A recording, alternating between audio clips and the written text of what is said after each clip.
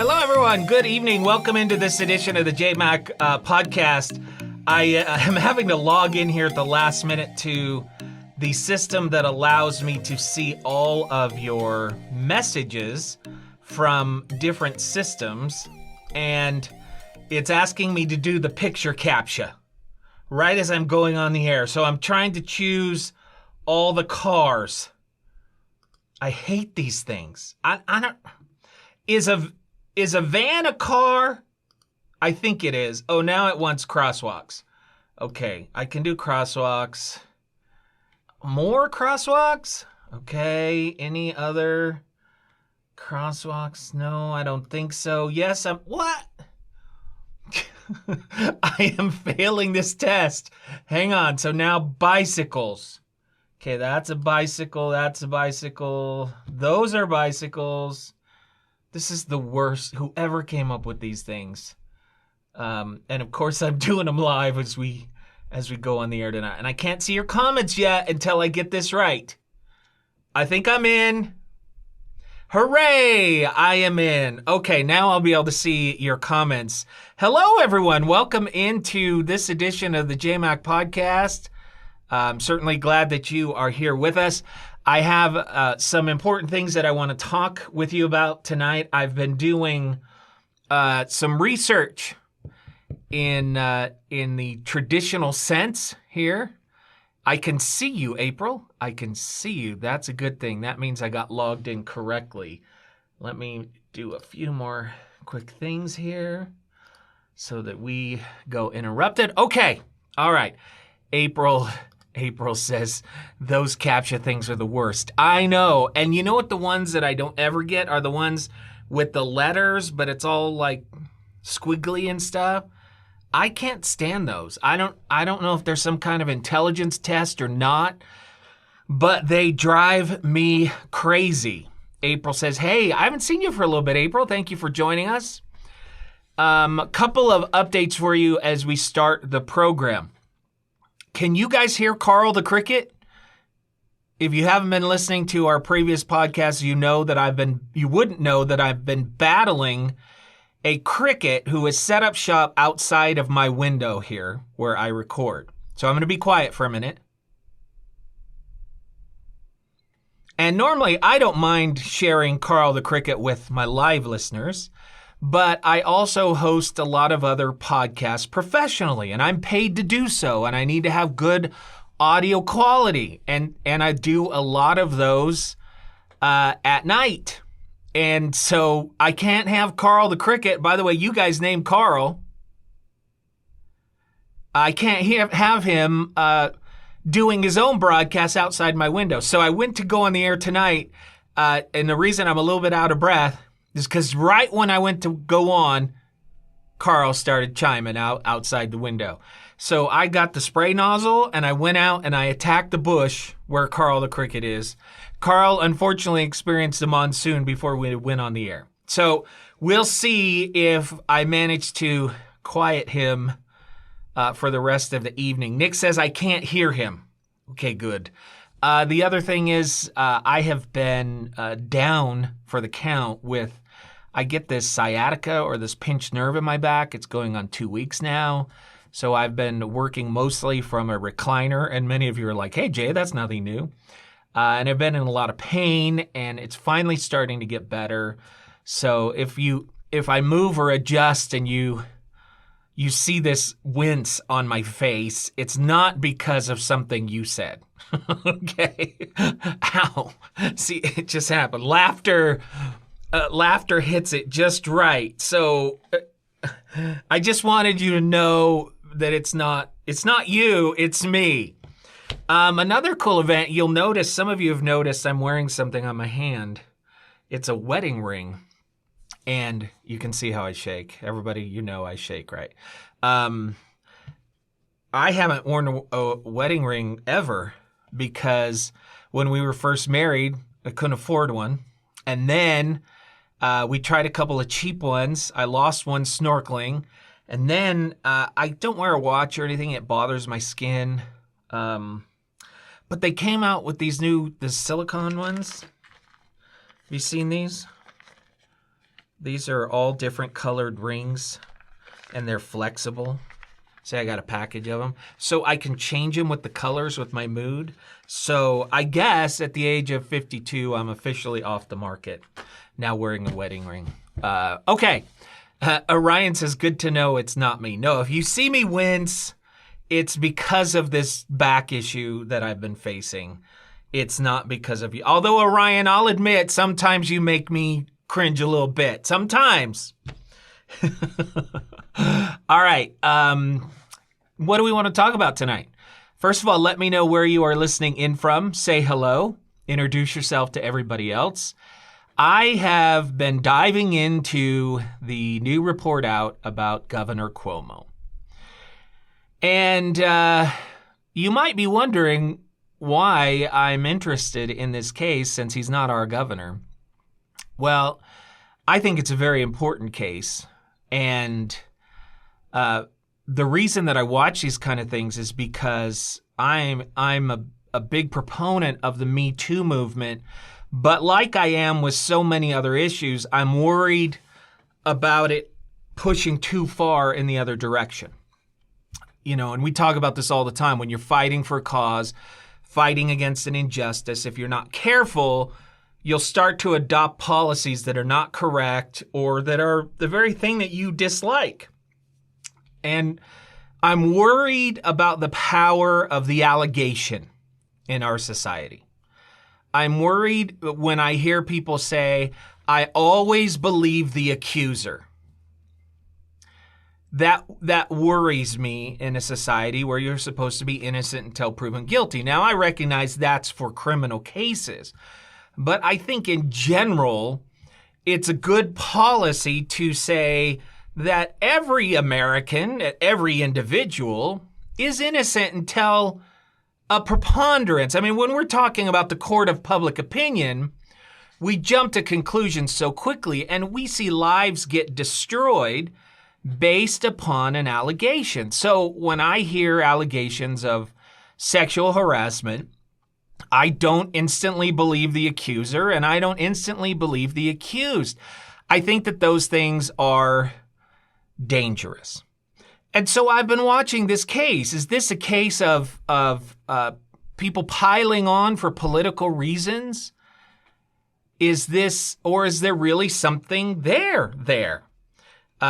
This is Aslan joining us from Chicago. Hey, Aslan, thanks for tuning in. Orion says, we've found a witch. Can we burn her? Yeah, it's kind of that thing, right? We have to be very careful. I don't think I think anybody who says that I always believe the accuser in the Me Too movement, you've gone too far. And you've empowered people to do things and to ruin lives, right? So that's the first reason that I've been watching this, is I want to know, is this a case of we believe the allegations because he's a Democrat and I'm a Republican?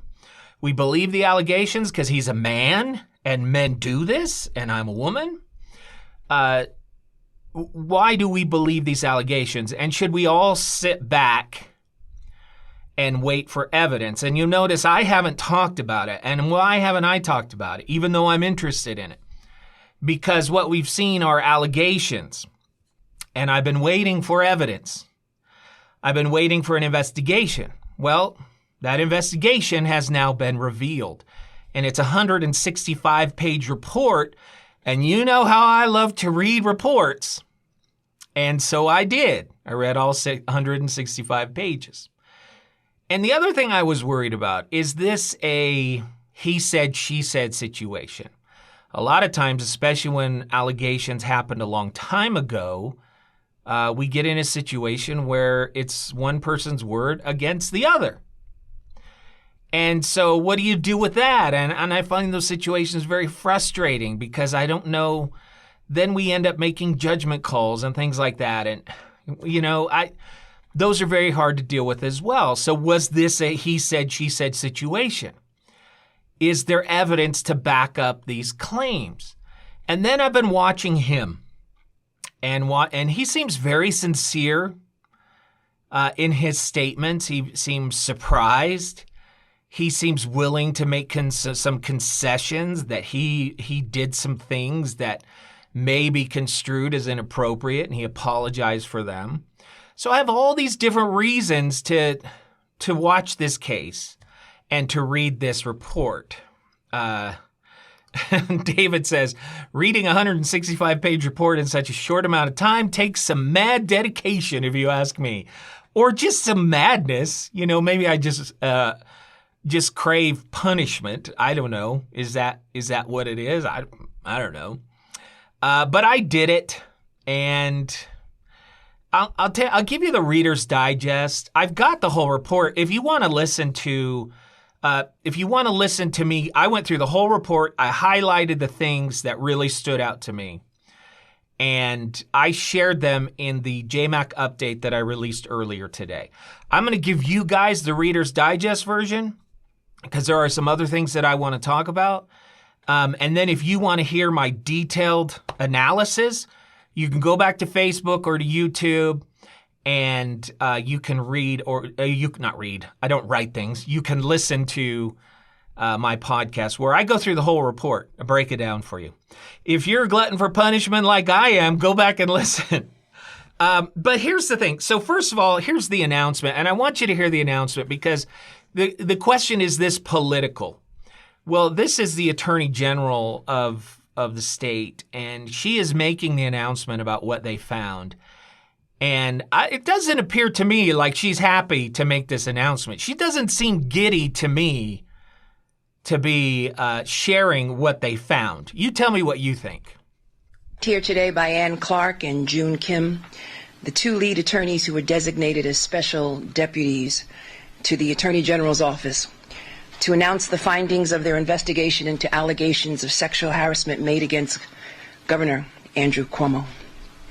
I'll make a brief statement and then turn it over to Ms. Clark and to Mr. Kim, who will delve into the investigation's findings.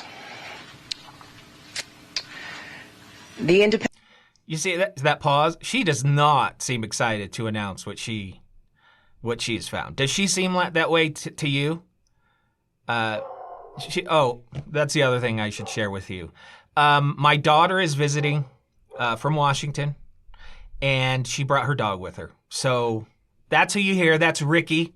So we don't have Carl the cricket, but we do have Ricky the dog joining us on the podcast tonight. Okay, so she doesn't seem excited at all. And listen to her announcement. An investigation has concluded that Governor Andrew Cuomo sexually harassed multiple women, and in doing so violated federal and state law.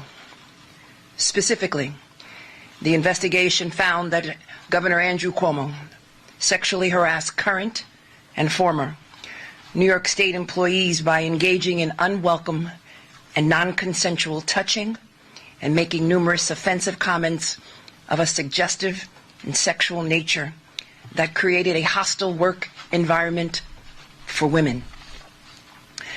The investigators independently corroborated and substantiated these facts through interviews and evidence, including contemporaneous notes and communications. Does she seem excited to you to share this information? She doesn't seem excited to me at all.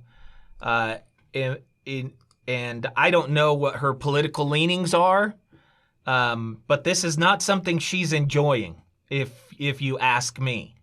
And I'm just pulling up here. If you're wondering why I'm looking away from the screen, I'm going to pull up some of this report so you can see it. Why should I have all the fun?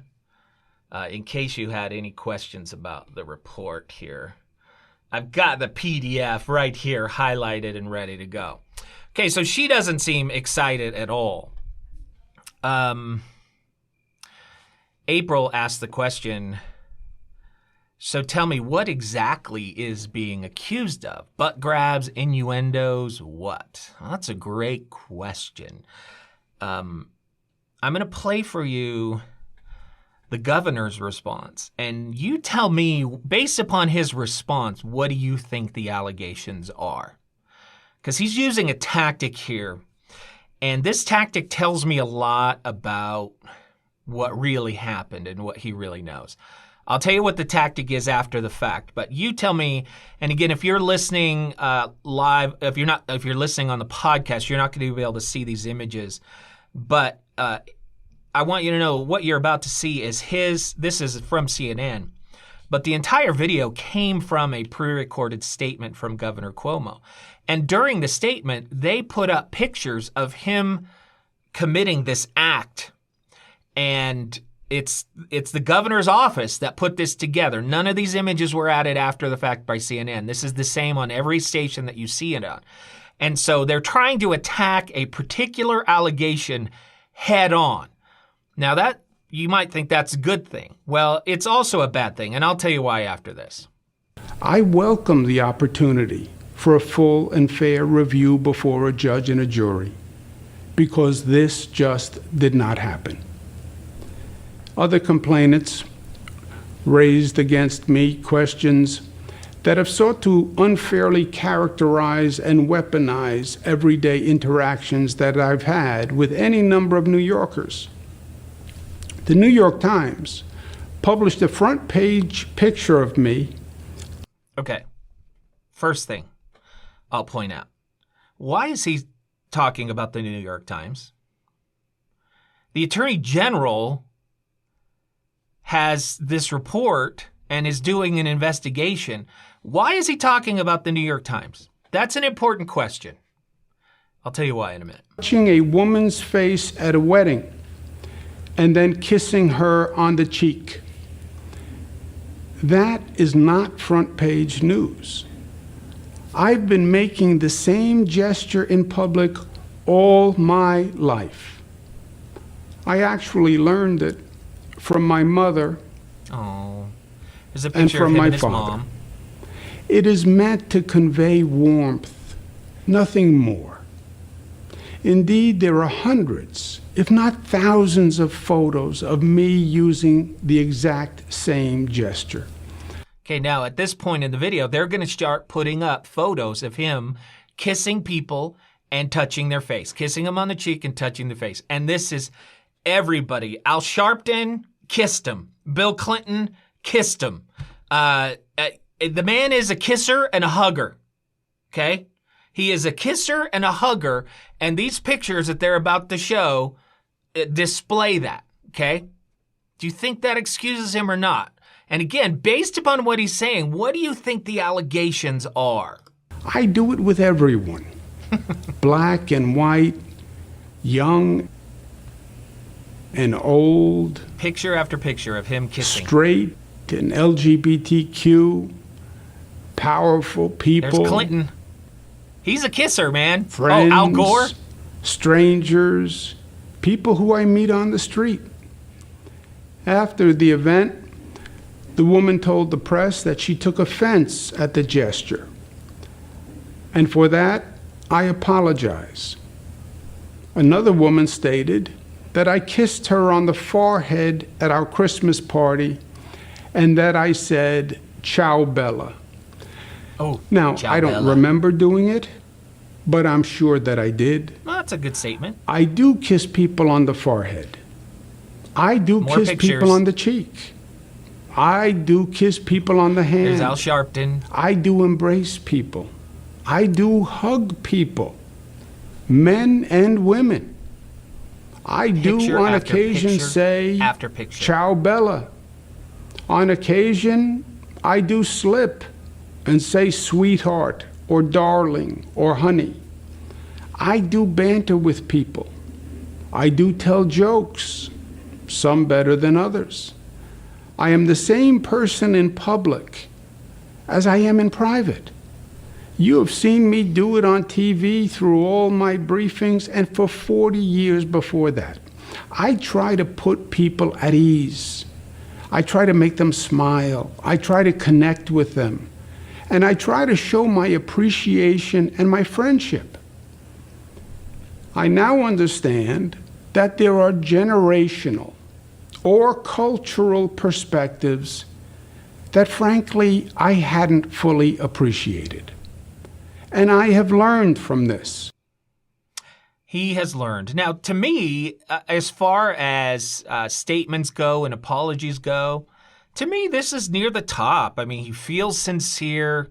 He's making a strong point. Look, I'm just an affectionate guy. Mom taught me to be an affectionate guy. I didn't mean anything by it, but I recognize that times have changed. So I apologize. I mean, is Cuomo just like, the weird uncle that we all have? There's cultures that kiss on the lips when they see new people. So is this cultural? Is he just learning along the way and this is a hard lesson and people misinterpreted his intent? He sure does make it sound like this is what's happened. I'm an affectionate guy. People have interpreted this as sexual harassment, and I'm not guilty of that. I'm just guilty of doing something that my mom taught me doing, and times have changed. Listening to his statement, wouldn't you believe that that's all he's been accused of? Kissing people on the cheek, calling them ciao bella, kissing them on the forehead. You would think from his statement that that's all that the man has ever done, right? Jenny answers my question of why is his response this way? She says he's trying to distract away from more serious accusations. Yes, he is. Big time. Yes, he is. This is Nick. Nick says because he's using a tactic. April says, I'm a hugger too. I'm an extrovert to the extreme. And I'm just the opposite. I can't stand hugs. I'm the type of guy, if you're coming up to me, I will, and I think there's a risk of a hug, my hand will be so far out in front of me to indicate that this is handshaking time. And some people still, they brush right through, slap my hand away, and go for the hug. I'm like sending every message in the book, right? So is this a case of a poor man whose actions are being mischaracterized? And is this a he said, she said? The answer to both questions, my friends, is no. This man is a creep. He created a hostile work environment filled with sexual harassment, and he is accused of groping, putting his hand on a woman's breast, grabbing their butts, touching their bodies inappropriately, and forcing them to discuss their sex lives over and over again. At one time, he forces an employee to have a discussion about the size of his hands. Asked her the question, what are other people saying about the size of my hands? Is this a he said, she said? No. The reason this report is 165 pages long is because there are witnesses to the majority of these events. And where there are not witnesses, there are text messages from the accusers immediately after to coworkers and friends and family documenting what was said. And there is a long paper trail of complaints made about the governor formally. There is a preponderance of evidence. If there was not, I would not come on this show and tell you that I have come to any conclusions. But I read through this and the details involved and the eyewitness accounts, people swearing under oath, and the paper trail and the digital trail is overwhelming. That is the reason why the President of the United States, a Democrat, Joe Biden, came out today and demand that he resign. Because these potentially are criminal charges. And this environment, I am telling you, if anybody out there thinks that this behavior is appropriate, you might be guilty of sexual harassment. How many of you have had to sit through the sexual harassment training that you have to at a corporation? This guy, this Governor Cuomo is the poster child. You know, you watching those videos and they reenact scenarios and you're like, come on, who would ever say that? Who would ever do that? I'll tell you who. Governor Cuomo would do that. And he did it over and over and over again. And that's why I think it's important that we talk about it. We watch an example of somebody trying to divert the message and make this about something his mom taught him to do. And I'm just curious if I could ask the governor, did your mom teach you to grab women's behinds? Did your mom teach you to grope them and to touch their breasts without asking? Did your mom teach you to kiss them on the lips without asking? Did your mom teach you to constantly and incessantly ask them about their sex lives, whether or not they were monogamous, whether or not they would ever have sex with an older man? How young is too young for him to have a relationship with? This was constant, hostile work environment and sexual harassment. And for him to explain it away it's just sickening to me. Just sickening. I mean, I can give you, do you want a couple of examples?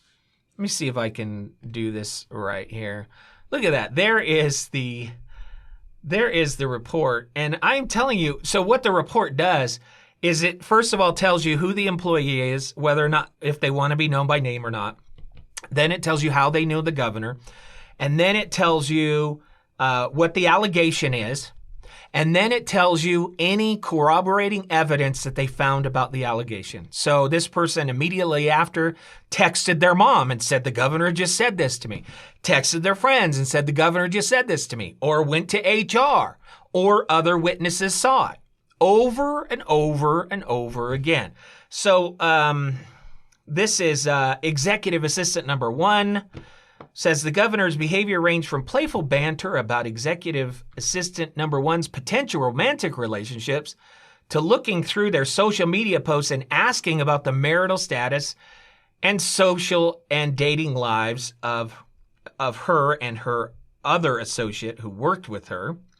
As described in greater detail, over time, the governor's behavior towards executive assistant number 1 escalated to a more intimate physical contact, including regular hugs and kisses on the cheek, at least one kiss on the lips, culminating in incidents where the governor grabbed her butt while they took a selfie in the executive mansion, and where the governor, during a hug, reached under her blouse and grabbed her breasts. Is your mom teach you that, Governor? Let's see. There's so many things in here. There's one point where they're at some event and a dog brushes up against or scratches himself on a female, and the governor says to her, "If I was a dog, I would mount you too." I mean, it is the picture of the sexual harassment handbook. There is a state trooper who did not work for the governor's office, but she went and worked a press conference. The governor saw her and said, "You should come and work for my office." She's like, she didn't think anything of it. Next thing, she's being contacted by the governor's office. They want her. But according to regulations, she doesn't have enough tenure to work. Somehow the governor pulls all these strings, and it's all documented in the report, to get her to work for him. And then, slowly but surely, he starts harassing her, talking about her sex life. Is she monogamous? Talking about what she wears. It just goes on and on and on. Let's see here. On one occasion, with executive assistant number 1 was assisting him in his office, the governor asked executive assistant number 1 whether she had ever had a boyfriend while married. She replied she had not. The governor then asked whether executive assistant had kissed or fooled around with anyone other than her husband. The governor then again asked, "Have you ever had sex with anyone other than your husband?" This is not appropriate in any work environment. For that matter, it's not appropriate in most casual friendships either. The governor's comments became increasingly suggestive, including one in or around 2019 or 2020. The governor said to the executive assistant something to the effect, "If you were single, the things I would do to you." It's all in the video. That's all in the sexual harassment video. It's like the governor watched it and repeated these things. It's just unbelievable. Tammy says he needs to resign. April says, okay, he's not a hugger, he's a predator. Yeah. It just goes on and on. I mean, I've highlighted a bunch of it. I don't want to. I mean, maybe you want to hear all the gory details here. Let me see if there was a couple other things that stood out to me. Let's see. This is him asking the state trooper, "Why don't you wear a dress?" She says, "Because she wears a gun." And then he says, why do you always wear dark colors? And the detail commander, who was right there, interjected and said they have to wear business attire. After they got out of the car, the detail commander told the trooper, "Hey, don't tell anyone about that conversation, okay?" So he's got people around him that know about his behavior, and they're trying to protect the governor.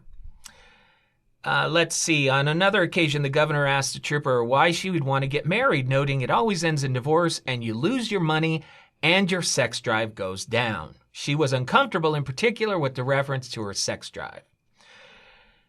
The governor once discussed age differences in relationships with her after he had ended his long-term relationship, asking her,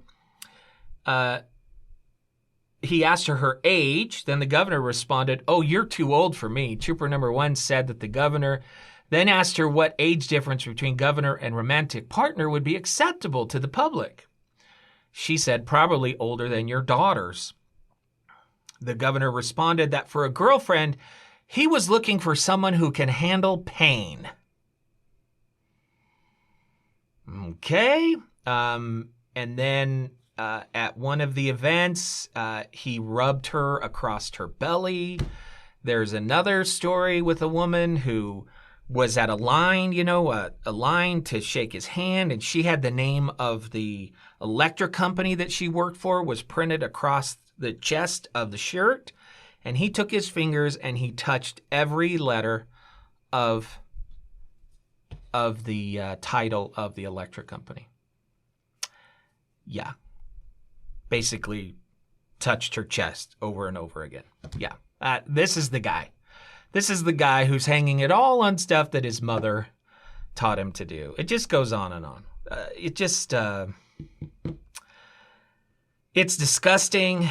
It's shameful. The thing that stands out to me is that I know from the stories that my own daughters tell me that this behavior is still prevalent in the workplace. And it's got to stop. In fact, here it is. A senior investigator who was walking around behind the governor saw the governor touch trooper number 1 in the stomach, and a number of the other members recalled hearing about this incident from her. In her testimony, she described the way in which the governor touched her stomach as follows. "I felt the palm of his hand on my belly button and pushed back toward my right hip where my gun is. I would say the belly button was probably in the center of his palm." There's another time they're in an elevator and she's standing in front of him in the elevator, and he runs his finger all the way down her back and says, "Hey, you. Have I told you enough? Have I told you enough?" Groping, grabbing, insinuations.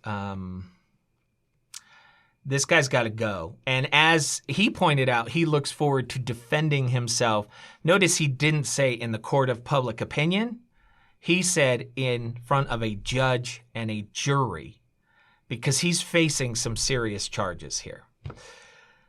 Let's see if there was anything else that stood out. Oh, here's the one right here. He wouldn't let it go and kept asking and talking about the size of his hands, and was like kind of engaging me in this what became very uncomfortable interaction in which I was more scouring my brain for a positive thing people had said about him and his job. And he kept turning it around and talking about his hands and the size of his hands. Heather, we've got two Heathers here. We've got Heather Swallow Voss, such a creep. Heather Larson says, enough, it's grossing me out. Yeah, I agree. Let's just, it's really refreshing to hear a member of the same party come out and demand accountability for one of their own. This is something that we need to celebrate when it happens, and we need to see more of it on our own side of the aisle. This is how you protect your party. This is how you protect your own integrity. And unfortunately, the habit, at least of the recent past, has been to defend the indefensible because it's part of our own party. And again, I understand if it's just allegations, and I don't want to jump to just believe allegations. That's why this report is very compelling to me. And I hope you found it to be, well, I didn't want to gross you out, but it's interesting to see a man in the public. It reminded me of, it was Clinton-esque, right? David says, fortunately, it looks like he's going to be impeached. The House and Senate leaders are already working on it. I hope more will be done after the fact. He is facing possible criminal charges. So, and there is a mountain of evidence against him. All right, so I wanted to share that with you, especially because I spent the time to read all 165 pages. So I thought you should have to endure a little bit of it as well. And also because, right or wrong, I've been going after Republicans quite a bit lately. And so I had an opportunity to look into the actions of a Democrat. So I took it in the name of equal time and fairness. Although those things really, really it doesn't matter to me. You can judge me for what I cover and what I don't, but, I'm going to take a drink here. Okay, I've got a couple of other interesting stories on my list tonight. These are going to be, let me see, COVID related. And some of them are important new research about COVID, and others are about some of the madness that we're seeing. We may go back to Republicans here, like this one.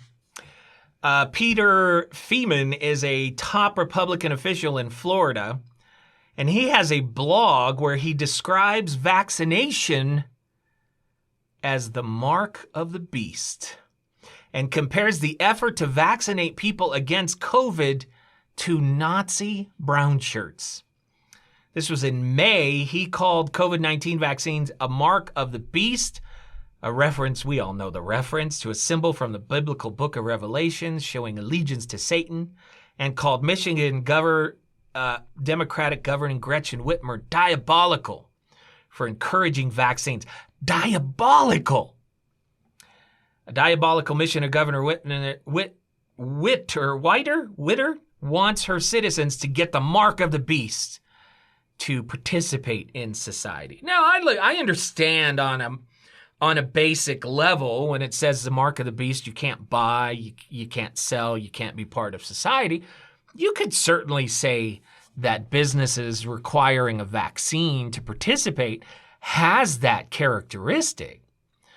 But to suggest that getting a vaccine or encouraging a vaccine to save your life and the lives of other people is somehow showing allegiance to Satan, this is as far off as calling Donald Trump Captain Moroni or like unto Captain Moroni, or comparing him to Christ or to Christianity. There is something in our society called, or in our belief system for many, called an antichrist.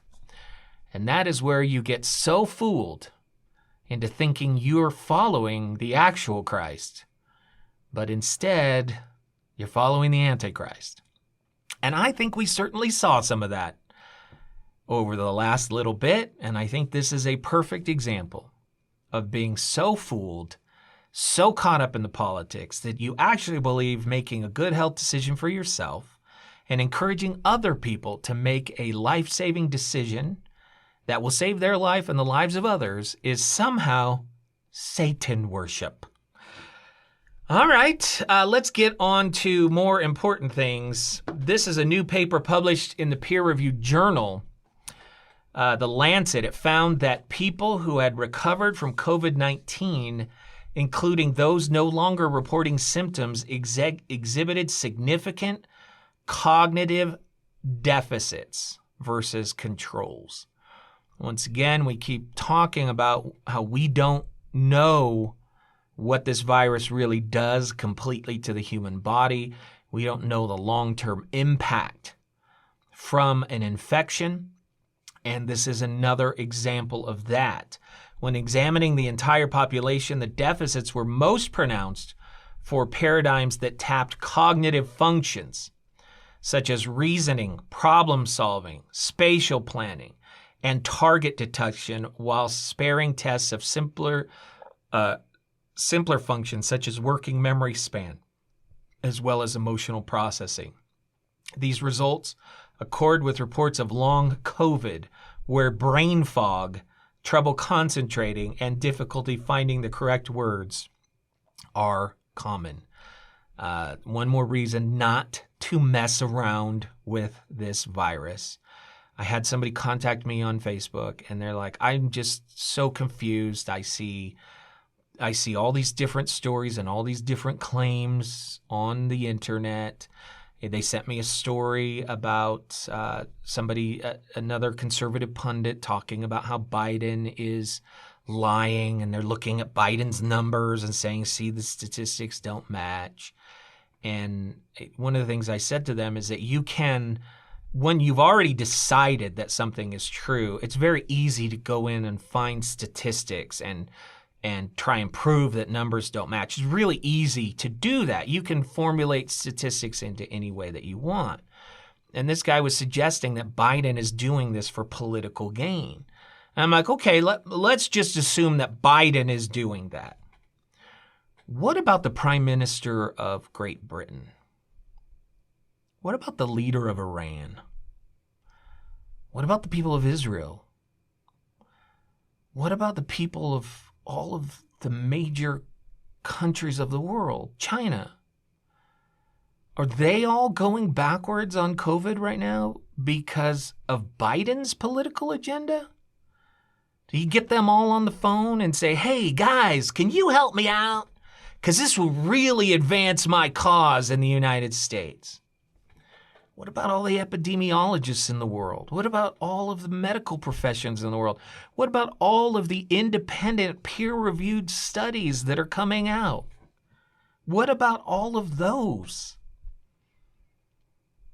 Another person asked me, can you give me a few good sentences? Because I don't know what to say to people anymore who are refusing to get the vaccine. And I thought about it, and it's a really good question. And I just thought maybe you should ask them how many years they spent in medical school. And maybe that's the question. Really, how long did you spend in medical school? And I guess you could ask me the same thing. The only difference is that I read every single stinking study and news story out about COVID. I have an RSS feeder. I don't know if you know what that is. That feeds me every story about COVID. I have a Google alert that feeds me every story about COVID. In each story that talks about a report, I go back to the original documentation and I read those, just like I did today with the Governor Cuomo allegations. So I would like to think that I spend a little bit more time than most, and that I've formulated my conclusions based upon a preponderance, a mountain of evidence. I can, if you want to spend the time, I can show you why and how I've come to these conclusions. But maybe, perhaps, you should just ask them, when did you go to medical school? And what possible reason would your doctor have to lead you astray? Are they part of Biden's agenda? Are they getting paid because they get you vaccinated? And what about Republican governors that are following and going backwards? What about Democrats? What about there's just no the allegation that somehow this is a Democrat agenda. It just holds no water, none whatsoever. And it's sad because now we're not talking about political gain. We're talking about life and death here. This is interesting. So I guess you want to see what I'm talking about here. Can you guys see this? This is an Ipsos poll. And I thought there was some very interesting information here. I apologize if you can't see it because you're listening. I will do my best to describe it, or you can go back and take a look at it on Facebook or YouTube tomorrow. The first question, how likely, if at all, are you to get the COVID-19 vaccine? This goes from April 2nd through August 2nd. And you can see already vaccinated went from 47% to 70%. That's amazing. Very or somewhat likely went down from 24% to 7%. Not likely at all went from 19% down to 15%. And not very likely went from 10% down to 6%. So we are seeing a change.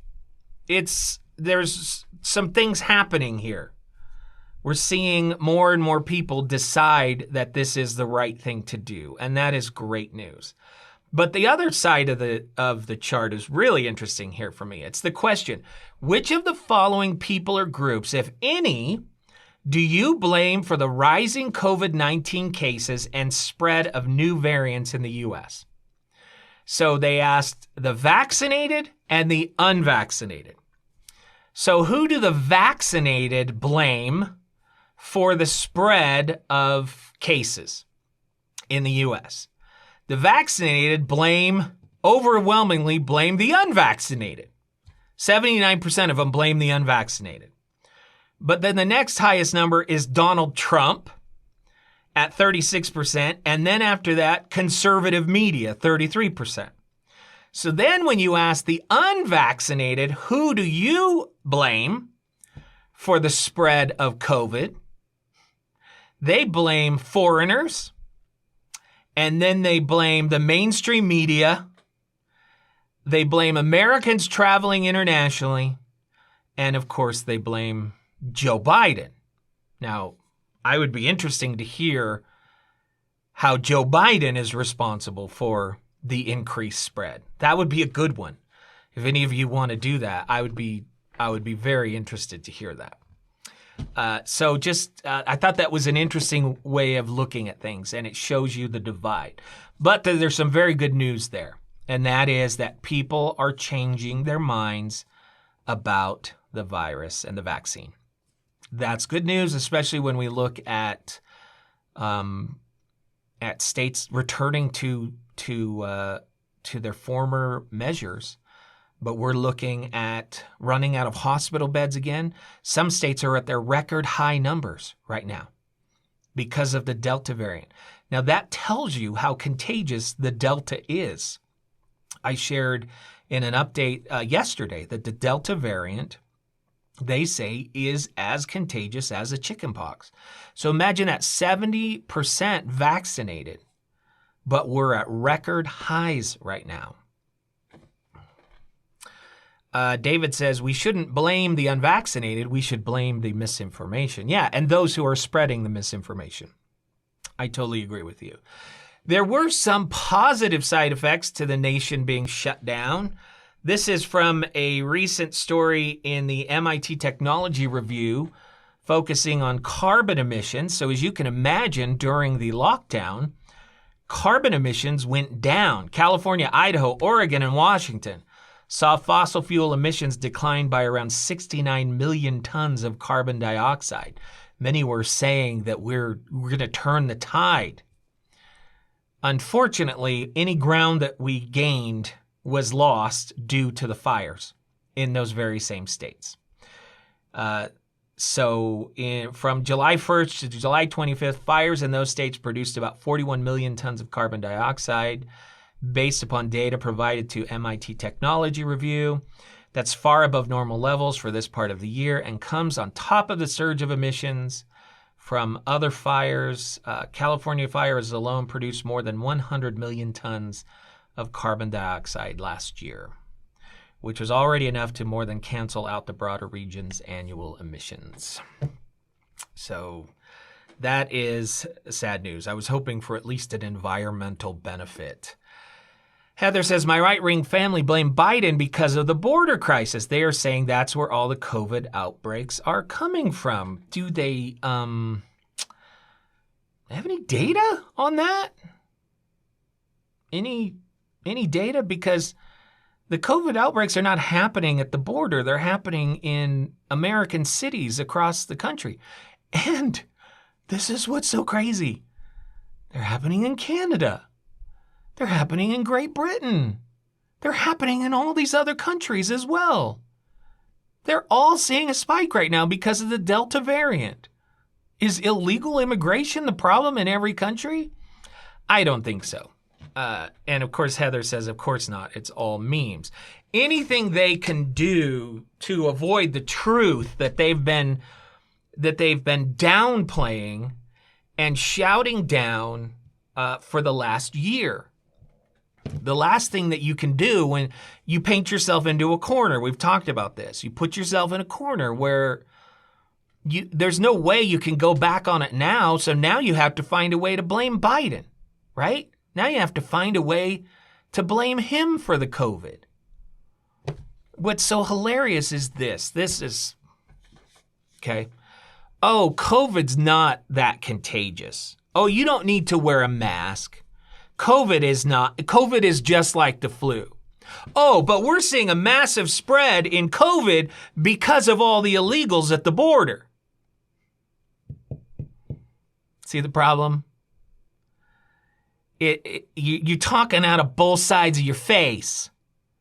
If it's just like the flu and it's not contagious and we need to wear a mask, then illegal immigration is not going to impact that. Logic is not wisely used during this pandemic, unfortunately. But I'm very glad to hear that more and more people are changing their minds. Very glad to hear that. But unfortunately, I'm seeing story after story of people who didn't believe COVID was real, didn't believe it was a problem, and they are ending up in ICUs, and many of them are dying. And this Delta variant is horrific. And yes, there is a chance of you getting the Delta variant if you have been vaccinated. We've known that the whole time, that the protection rate, the efficacy rate was never at 100%. And now I just saw a report that the Pfizer vaccine, after 6 months, that goes down to 86%.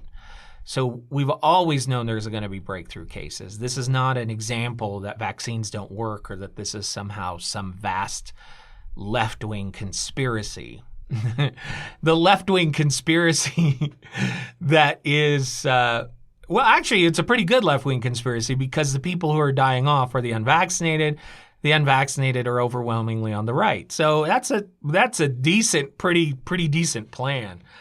Let's see. Tammy says, I just snooze all the anti-COVID Biden pro-Trump memes from anyone. My Facebook feed is so much better without it. Yeah, I agree. Heather says, they aren't even realizing how racist they sound too. Well, look, I want controlled borders. I do believe that Biden has impacted the borders. I don't believe that the border problem is his. I think he inherited it. I think that Trump in some ways made it better and in some ways made it worse. But I do think that presidential campaigns can have an impact on society, and they can actually send us in different directions based upon the rhetoric of the candidate. So what I mean by that is when President Biden is talking about path to citizenship, talking about dreamers, talking about those things, I do believe he sent a message that now would be a good time to come to the U.S. And I think we are seeing more people crossing the border because of his messaging. I think that's a legitimate claim. Just like I believe that in 2008, when Obama was running, I don't think that this country was going to go into the deep dive that it did. I think, and I may be wrong on this, but I've always believed that him talking about how bad things were during that time, that it caused people to say, "Oh my gosh, this is worse than I thought. I'm going to keep my money. I'm not going to spend it." And I'm sure you could give examples on both sides. I do think the rhetoric in a campaign matters. I think the rhetoric that we've seen in campaigns from the right exacerbated hatred and anger and divisiveness in this country. I do believe from the very top there is an absolute direct impact. I believe words matter. And there's Ricky. There's Ricky the Corregidor again, visiting from Washington. Tammy says, absolutely, they can impact it. Yeah, so if somebody says Biden send a message that now's a good time to come because he's going to be lenient, I think that that's a fair claim. Blaming him with all the border security problems, that's not a fair claim. I think that the message that Trump sent, that we're going to be hard on the people on the border, I think people decided probably not a good time to come. So the rhetoric and the things you say can have an impact. But I believe we became an angrier, more hateful people because of similar types of rhetoric. All right, my friends, that's all I had for you tonight. Was there anything else on your list that you wanted to talk about? It sounds like Carl the Cricket took the night off after he experienced a monsoon. So we'll be back on Thursday and see if he comes back. Heather says blaming COVID on immigrants does make you sound racist, though. I don't know if that comment in itself is racist. If you believe that a lot of people coming from I don't think it's too far of a stretch to say a lot of people coming from third world countries where they don't have the health care that we do, odds are they're not vaccinated. To say that group of people is bringing in the virus as a result of where they're coming from, I don't necessarily put that as racism. I do know that for many, racism is a part of the border control issue. I don't know how many. I am somebody who believes that as a nation, we should have a secure border. In a world of terrorism, in a world of disease, I think we have every right to know who comes in this country and when. That's why I published a comprehensive immigration plan when I was running for Congress that I believe would deal with all of the issues. We keep believing that there's one thing we can do and it will solve the problem, like a border wall. And a border wall is not going to solve the problem. It may inconvenience some people, but as long as you still have the issue of hiring illegals, as long as you still have the issue of sanctuary cities, as long as you still have all of these other issues, there's still going to be enough incentive to come. And what's going to happen is you're just going to enrich the coyotes who will bring you in a boat or who will dig a tunnel or who will do whatever else. So I'm not a fan of this, just build a wall and then the problem goes away. I've never believed in that type of, it's got to be comprehensive. I don't see either side wanting to or willing to do that, unfortunately. But just because I want border security, it doesn't mean I'm a racist. Just because I believe that perhaps there are diseases coming over the southern border doesn't mean I'm a racist. Tammy says, thank you, JayMac. My husband also likes the silicone rings. Have a great night, everyone. Yeah, see, I got a wedding ring finally. I'm doing the silver right now. I'll probably do the orange and black because that's the color of Skyridge High School as we get back into the school season. But I can change them out. So that's kind of fun. Hasn't bothered me at all. So if you have like I get real itchy and my skin gets bothered when I wear a wedding ring, this is a great solution. Hey, do me a favor, if you haven't already, become a patron of this broadcast. One-time donation or a monthly donation. Just before I went on the air, somebody donated $25, one-time donation. That will help me pay the money that it costs to send this to all of the different channels, the subscriptions that I have to pay for these recording services, and all of those things. So if you can help me out, take a picture of that flow code or go to jaymcfarland.com and make a one-time donation or a monthly donation, and that will help me out. My friends, thank you very much. Thanks to Ricky the Corregidor for joining us. I hope that I was able to answer some questions about the governor and the allegations and those wonderful things that his mom taught him to be tender about. And with that, I'll be back live Thursday night. But remember, I'm publishing a daily update now on the podcast every single day. It's about 20 minutes long, although today was about 40 minutes long. So stay tuned for that. Like it, subscribe to it. Lots more coming up. Everybody have a wonderful night.